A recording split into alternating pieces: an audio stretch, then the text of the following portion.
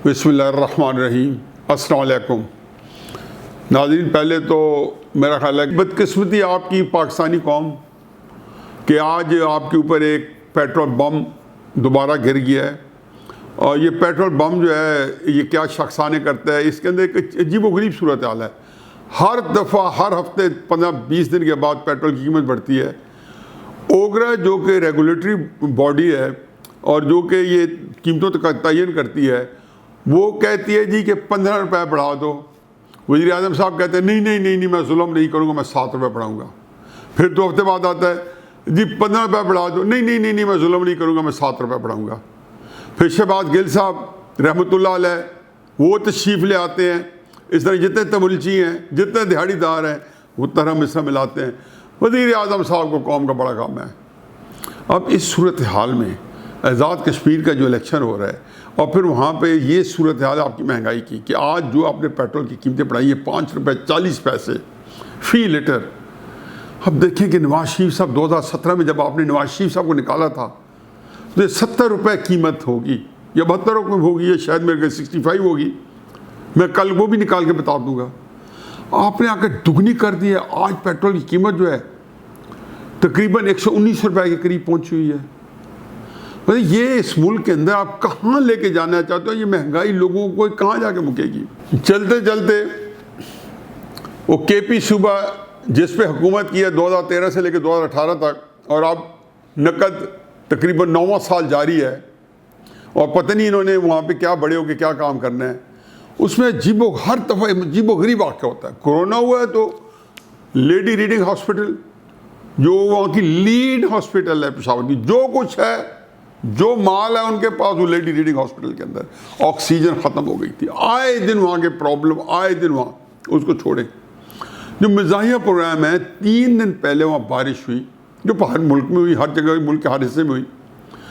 यकीन जाने के अब भी आप ये देखेंगे कि अयूब मेडिकल कॉम्प्लेक्स जो लेडी रीडिंग के बाद सबसे उनका एक प्रीमियर हॉस्पिटल है या एक अच्छा हॉस्पिटल, जैसा टीचिंग हॉस्पिटल भी है, जिसके बाद जिसका कॉलेज है, आईसीयू जो है वो स्विमिंग पूल बना हुआ है, वीनस शहर बना हुआ इटली का।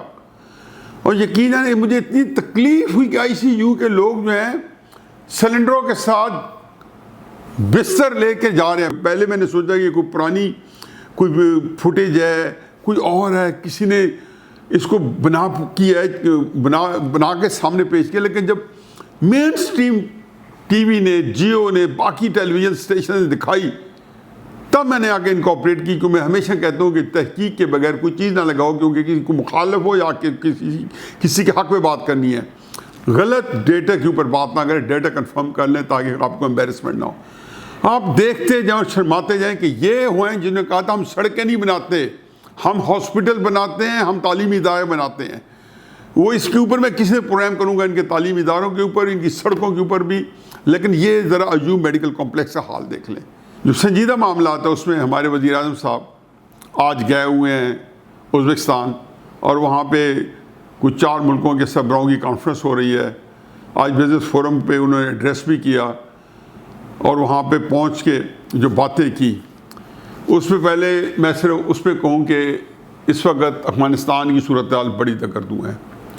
जितने सरहदी इलाके हैं, चाहे वो आपके लगते हैं चीन की के साथ उनका अफ़गानिस्तान की सड़क लगती है, चीन, पाकिस्तान, अफ़गानिस्तान का जो एक जगह बॉर्डर मिलता है रूस का, जिसको वॉखान कहते हैं एक एरिया, वहाँ पे भी तालिबान का कंट्रोल। बाकी उज़्बेकिस्तान ऊपर सारा ईरान तक तालिबान का कंट्रोल। इधर पाकिस्तान के साथ बाप दोस्ती आज मुकम्मल तौर पे तालिबान के कंट्रोल में। तालिबान और पाकिस्तानी हुकाम जो हैं, जो सिक्योरिटी फोर्सेस हैं, वो आपस में मुज़ाकरात करके और मामला तय कर रहे हैं। चुनाचे हर तरफ से तालिबान का कंट्रोल है। मैं पहले भी कह चुका हूँ, दोबारा दोहरा रहा हूँ, इसमें तफसील में बाद मैं फिर कभी करूँगा जब मामला चलेंगे, कि ये जो गेम होनी है या हो रही है, ये जिस तरीके की जा रही है। और मुझे लगता है कि जो अमरीकियों की ये सोच ऐसी होगी और उन्होंने अशरफ गनी के जहन में यही डाला होगा कि आप तालिबान को हर तरफ फैलने दें, फिर इनको घेर के जब ये काबुल की तरफ, ये बड़े 2-3-4 बड़े शहरों की तरफ आएँ, तो वहाँ पे फिर इनको اندھا دھند طریقے سے بمباری کریں، کچھ تو خون کریں، خون ریزی ہو، تاکہ کسی طریقے سے ان کا خیال ہے کہ اس طریقے سے ان کا قلع کیا جا سکے۔ یہ تدبیریں ان کی ہیں۔ میں صرف اتنا عرض کرتا ہوں کہ طالبان یہاں پر کوئی خیراتی ادارے کے تھرو نہیں پہنچے، انہوں نے یہ طاقت کے ساتھ امریکہ کو منوایا ہے کہ آپ $3 ٹریلین خرچ کرنے کے باوجود، 4-5 ہزار بندہ مروانے کے باوجود، 7-8 ہزار بندہ معذور کروانے کے باوجود آپ کو انہوں نے مجبور کر دیا کہ آپ یہاں سے نکل کے جائیں۔ چنانچہ یہ تو ہو ہی نہیں سکتا تھا کہ خیراتی طریقے سے تو ان کو ملتی تو شاید وہ رعایت بھی کرتے۔ اب ان کو یہ کہنا طالبان کو کہ آپ چپ کر کے یہاں سے پیچھے ہٹ جائیں یا صلح کے ساتھ کریں یا اشرف غنی کو قبول کریں۔ مت بھولیں کہ اشرف غنی جو اپنے آپ کو آئینی حکومت کہہ رہا ہے، جو امریکہ جو ڈھنڈورا پیٹ رہا ہے کہ یہ آئینی حکومت ہے یا اس کی حکومت ہے، یہ بندوق کے اوپر یہ حکومت قائم ہوئی ہے، یہ بم مار مار کے حکومت قائم ہوئی، اور طالبان کی حکومت کو بندوق کے ذریعے الٹایا گیا تھا۔ لوگوں کو دھوکہ نہ دیں۔ اب کہتے ہیں آئین ہے، آئین کس نے بنایا ہے؟ انہوں نے بنایا جو بندوق کے زور پہ حکومت بنی ہے، آئین بنا دیا۔ یہی طالبان انشاءاللہ کریں گے، وہ آپ کو جوتے مار کے اور رسوا کر کے یہاں سے اسی طرح نکالیں گے جیسے امریکہ کو نکالا ہے، ان کے پٹھوں کے ساتھ بھی وہی ہوگا۔ اور جب یہ کر لیں گے تو آئین بھی لے آئیں گے، آپ بھی تو آئین لے آئے ہیں، وہ بھی آئین لے آئیں گے، اور انشاءاللہ ان کے آئین کے اندر لوگوں کو کی جو رائے ہے وہ بھی ان کو انکارپوریٹ کی جائے گی۔ لیکن تکلیف دہ صورتحال ہے کہ افغانستان کے اندر مستقبل قریب میں امن کی کوئی صورت نظر نہیں آتی۔ اور جیسے میں نے پہلے کہا کہ ہندوستان نے بھی ابھی ایکٹیو ہونا ہے، امریکہ نے بھی اپنے رنگ دکھانا ہے، ابھی تو نکل رہے ہیں نا، اب وہ دکھائیں گے کہ اگلا لاہ عمل ان کا کیا ہے، اور باقی لوگ بھی مداخلت کریں گے، اور اس کا جو آؤٹ فال ہے، جو اس کے اثرات اور پاکستان میں مرتب ہونے ہیں، ہم نے کتنا جھیلنا ہے اللہ جانتا ہے۔ اندازے کر سکتے ہیں، تجزیے کر سکتے ہیں، لیکن اندازے تجزیے جو ہے صورتحال کو بڑا گھمبیر بتاتے ہیں۔ وہ کہتے ہیں نا، آنکھ جو کچھ دیکھتی ہے لب پہ آ سکتا نہیں ہے۔ اسی دوران وزیر اعظم صاحب جہاں سے ہم نے آغاز کیا تھا، جو انہوں نے آج تقریر فرمائی، تو وزیر اعظم صاحب کو یہ سہولت ہے کہ جو منہ میں آتی ہے آل فال وہ فرما دیتے ہیں، ان کو کوئی نہیں ہوتا کہ اس کا کیا اثرات ہوں گے۔ اقبال کا شعر کسی کے ساتھ منسلک کر دو، کسی کا شعر اقبال کے ذمہ میں ڈال دو، جرمنی اور جاپان کے بارڈر میں لا لو، چین جائے کہتے ہیں کہ ہم نے 5 بلین درخت لگائے کے پی صوبے میں 5 سال میں۔ ان کو کوئی اس بات میں نہ ریمورس ہوتی ہے، نہ کوئی اس ندامت ہوتی ہے۔ اس طرح کی تو بے شمار لطیفے ہیں۔ ایک چھوٹا سا ٹکڑا وہ پھر کبھی سے بحث کریں گے۔ آج مونس الہی صاحب نے وزیر نمبر 52 کے طور پہ حلف اٹھا لیا ہے۔ مجھے صرف میں تحریک انصاف میں جو لوگ عمران کو مانتے ہیں، جو ان کے متقد ہیں، کبھی اکیلے گھر جا کے سوچیں کہ یہ شخص جو ہے یہ کیا چیز ہے۔ یہی کہتا تھا نا، میں 15-16 سے زیادہ وزیر نہیں بناؤں گا، اور اس سے ہونے نہیں چاہیے، اور نواز شریف وغیرہ کو بڑا کرٹیسائز کرتا تھا کہ یہ 30 35 وزیر بنا لیتے ہیں، 40 بنا لیتے ہیں۔ یہ 52 وزیر سرکاری طور پہ ہیں، 15-20 اس کے علاوہ رکھے ہوئے ہیں، کوئی اسسٹنٹ کو فلانا جو کیبنٹ میں شاید نہ بیٹھتے ہوں، لیکن وزیر جتنی جو ہے سہولتیں لے رہے ہیں یا اس کے اخراجات کر رہے ہیں۔ میں تو خود بہت قائل ہوں چودھری برادران کا، چودھری پوری فیملی کا، میرے بہت ہی سے دیرینہ تعلقات ہیں۔ چودھری ظہور الہی صاحب میری ذاتی شادی پہ آئے تھے آج سے 40-41 سال پہلے۔ میرے لیے تو یہ بہت ہی معزز مکرم لوگ ہیں، اور مجھے بہت خوشی ہوئی ہے مونس الہی صاحب کو پہلے دن سے وزیر بنا لینا چاہیے تھا۔ میں اس میں کہہ رہا ہوں، عمران خان صاحب کے تناظر میں کہہ رہا ہوں کہ یہ کیا فرما رہے ہیں یا کیا نہیں فرماتے رہے ہیں، اور پھر اس فیملی کے بارے میں ان کے کیا جذبات تھے، چنانچہ تھوکا چاٹتے ہیں۔ تو آج وہاں تقریر فرماتے کہتے ہیں جی کہ ہم مدد کرتے رہیں، وہ ایران کے جا کے کہتے ہیں ہم ایران کے خلاف لوگوں کی مدد کرتے رہیں۔ یہ جہاں جاتے ہیں پاکستان کو بدنام کرتے ہیں، کہیں کہتا ہے پاکستان جو کرپشن کا گھر ہے، اور جھوٹ بولتا ہے، اور اس کو یہ پتہ ہی نہیں ہے ڈیٹا کیا، لیکن اس کے حق میں جا رہا ہے۔ ہر جگہ گیا اس نے پاکستان کو پہلا 1.5 سال بدنام کیا کہ جی پاکستان کے اندر کرپشن۔ جن ملکوں میں جاتا تھا، سعودی عربیہ وغیرہ میں، چین وغیرہ میں، اس جاہل کو اتنا نہیں پتا تھا وہاں کتنی کرپشن ہے، لیکن اینی وے یہ اس کو الاؤنس حاصل ہے۔ وہ کہتا ہے نا کہ جہالت نعمت غیر مترقبہ ہے، وہ یہی ہے، اس کے لیے ایک نعمت ہے جہالت، تو وہ اس کا استعمال کرتا رہتا ہے۔ اب جا کے کہا جی کہ ہم نے افغانستان کے لوگوں کی مدد کرتے رہے یا ہم اس کو فساد بڑھاتے رہے۔ گلبدین حکمت یار ایک بہت سلیقے کے بڑے فہم و فراست والے ایک قائد ہیں، اور ان کی اپنی جو حزب اسلامی ہے بہت بڑی ایک جماعت ہے. میں ان کو مل بھی چکا ہوں ایک دفعہ 91 میں کابل جا کے، اور اس کے بعد بھی کئی دفعہ پاکستان آئے تو ایک آدھ دفعہ ان سے ملاقات کہیں بھی وہی شرط ہوا ہے. بہت سمجھدار آدمی ہے. آج انہوں نے ٹھوک بجا کے کہا کہ وزیر اعظم صاحب آپ کو علم ہی نہیں ہے، آپ پاکستان نے ہماری آج تک کوئی مدد نہیں کی جب سے روسی فوج وہاں سے انخلا ہو گیا. آپ نے یہ بات غلط کی، اور میرے حوالے سے ہماری پارٹی کے حوالے سے بات کی ہے بالکل جھوٹ بولا آپ نے. کیا رہ گئی وزیر اعظم صاحب؟ آج آپ بین الاقوامی فورم پہ کھڑے ہیں، اور حکمت ہو سکتا ہے کہ میرا خیال ہے کہ حکمت یار صاحب بھی شاید وہی پہنچے ہوئے ہوں، کیونکہ بہت سارے لوگ وہاں پہنچے ہوئے ہیں ہر طرح کے. اگر نہیں بھی ہے تو یا کابل سے بیان دیا ہو. تو آگے چلتے ہیں، کیونکہ آپ اور اسٹیبلشمنٹ جو ہے وہ اس وقت ایک پیج پہ نہیں ہو.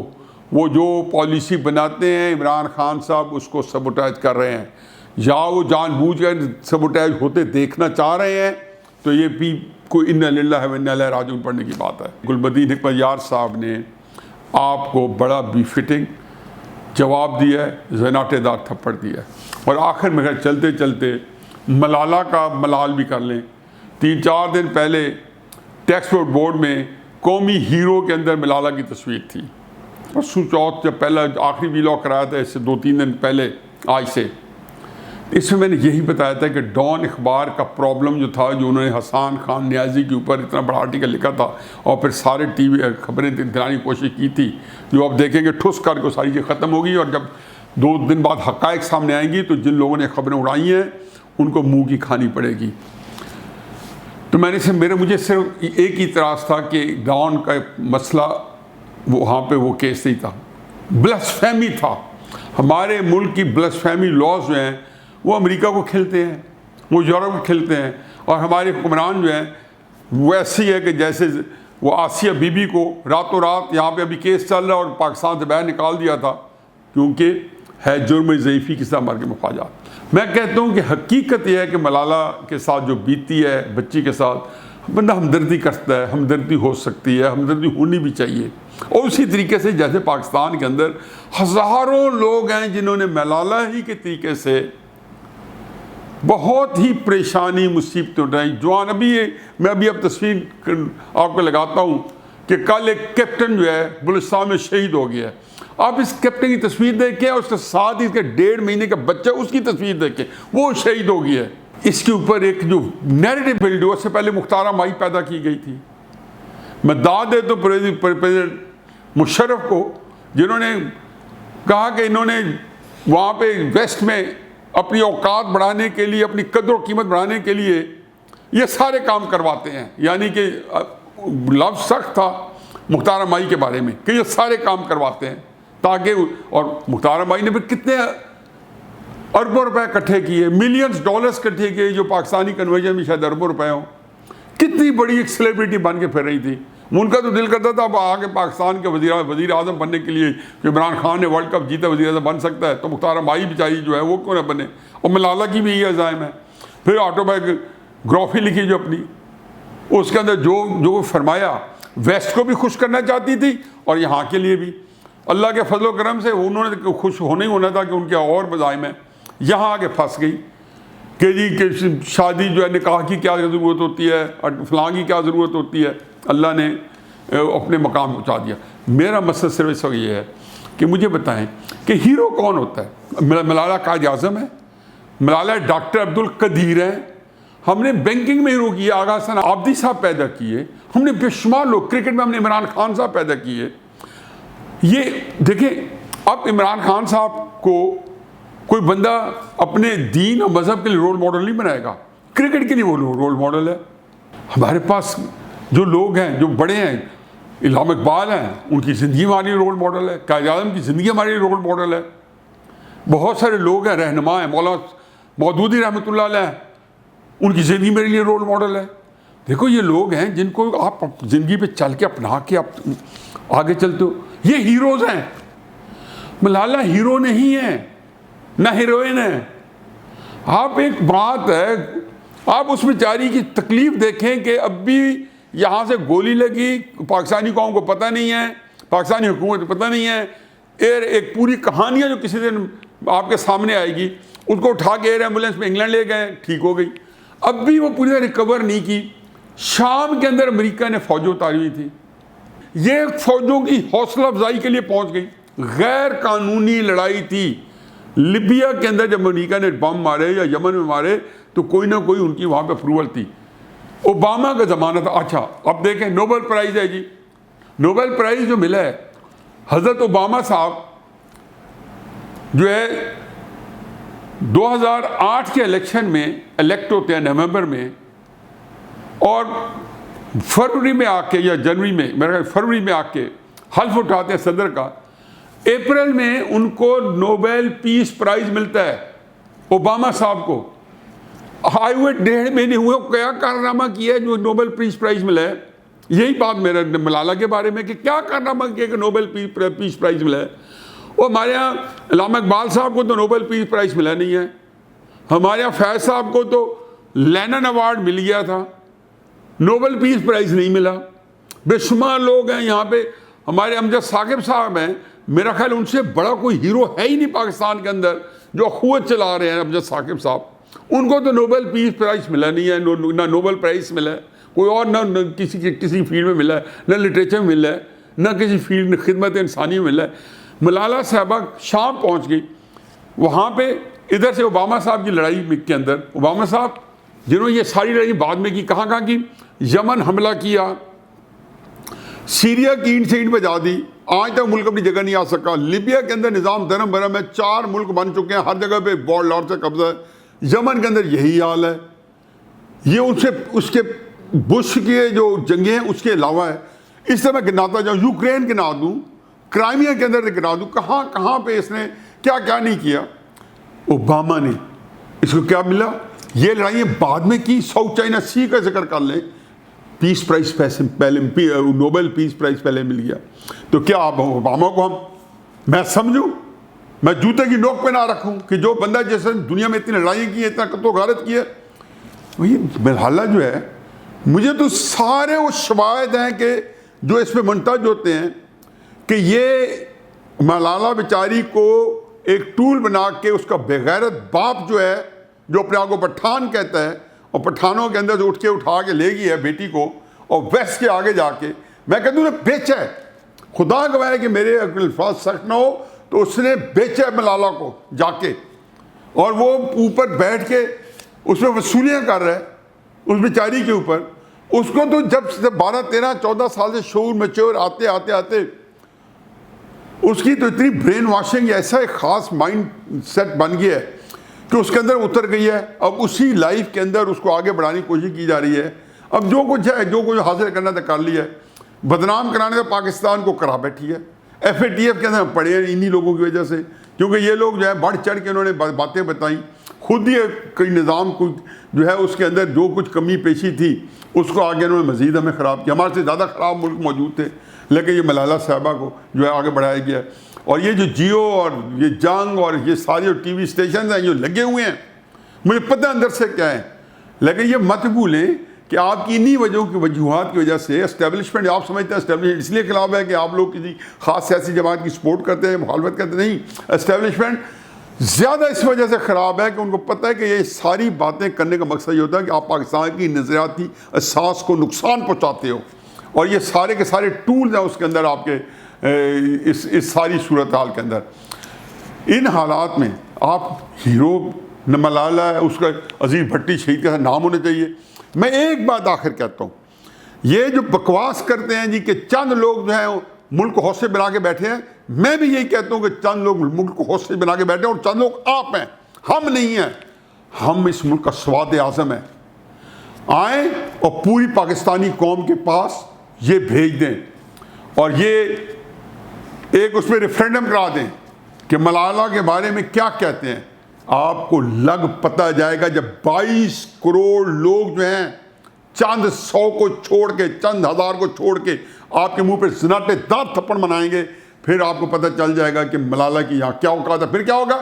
اور یہ پاکستان، اس لیے تو پاکستان کو FATF بلیک لسٹ میں کر رہا ہے کہ ملالہ کی پوری عزت نہیں ہوتی.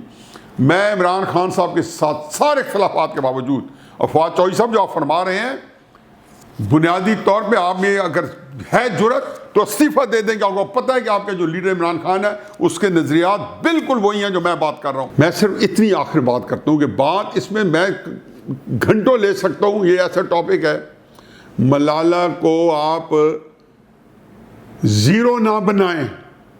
مجھے خطرہ یہ ہے کہ آپ کا جو اس کو ہیرو بنانے کا جو عمل ہے یہ اس کو زیرو کیا -0 پہ نہ پہنچا دے, اس پہ ظلم نہ کرے. ملالہ سے ہمدردی کرے, میری بھی ہمدردی ہے. ملالہ کے باپ سے نہ مجھے ہمدردی ہے بلکہ ملالہ کے باپ کی تو مجھے جو حمیت اور غیرت ہے اس پہ افسوس ہے. اور اس میں کہتا ہوں حمیت نام تھا جس کا, وہ اس شخص کے پاس سے نہیں گزری. ملالہ جو ہے وہ اس قوم کی ہیرو نہ ہے نہ بن سکتی ہے, نہ اسے وہ کام کیا ہے. اور اس طریقے سے بے شمار لوگ ہیں جس نے قوم کے لیے قربانی دی ہیں, ان میں سے شاید یہ ایک ہو سکتی ہے. اور اس میں سے پاکستان کے لیے قربانی دینے والے 47 کے اندر لاکھوں تھے جنہوں نے قربانیاں دی جان کی. اور اس کے بعد ایک سلسلہ ہے جو آج تک چل رہا ہے. اور جیسے میں نے ایک کیپٹن کا جو کل ہی واقعہ ہوا ہے, اور اس معصوم بچے کی تصویر دیکھ لیں اور پھر بتائیں کہ ہیرو یہ ہے یا ہیرو ملالہ ہے. وما علینا الا البلاغ.